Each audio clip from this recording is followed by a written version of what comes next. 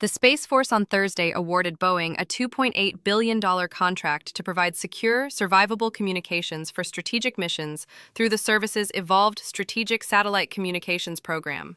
Boeing edged out Northrop Grumman for the contract, which funds 2 initial satellites with options for the Space Force to buy 2 additional satellites.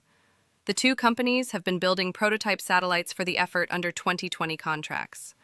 The U.S. needs a strategic national security architecture that works without fail, with the highest level of protection and capability, said Kay Sears, Vice President and General Manager of Boeing's Space, Intelligence, and Weapons Systems business. We designed an innovative system to provide guaranteed communication to address an evolving threat environment in space. Evolved Strategic SATCOM, or ESS, is a successor to the Space Force's Advanced Extremely High Frequency constellation. The new satellites will have improved resilience and cyber capabilities. Work on the contract is expected to be completed by 2033.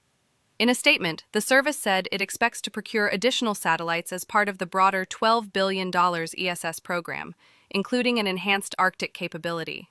Leaders eye international efforts like the British Skynet architecture as a touchpoint for collaboration. Just before announcing the ESS contract, the Space Force revealed in a press release that it would cancel another SATCOM program called Protected Tactical SATCOM Resilient, or PTSR. The cancellation is part of a new SATCOM strategy that prioritizes delivering incremental capability on faster timelines. The service said the new family of systems approach will initially focus on faster delivery of anti-jam capabilities through the existing Protected Tactical Waveform effort.